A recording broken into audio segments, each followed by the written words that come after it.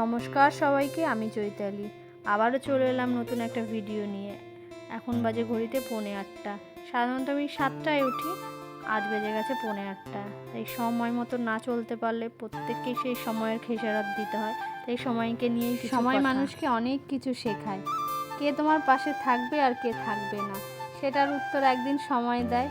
তাই এখন আর কাউকে নিয়ে বেশি ভাবি না, শুধু সময়ের সঙ্গে চলার চেষ্টা করি। কারণ জানি সময় থেমে থাকে না, জীবনও থেমে থাকে না। প্রতিদিন ছোট্ট ছোট্ট কাজ আর ছোট্ট ছোট্ট দায়িত্ব, হাজারো ব্যস্ততার মধ্যে নিজেকে বেছে নিয়েছি।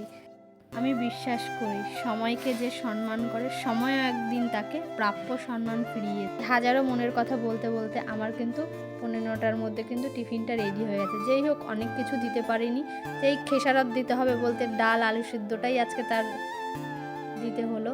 যেহেতু তরকারি দিতে পারলে আরও ভালো লাগতো। ঘড়িতে কিন্তু এখন 9টা বা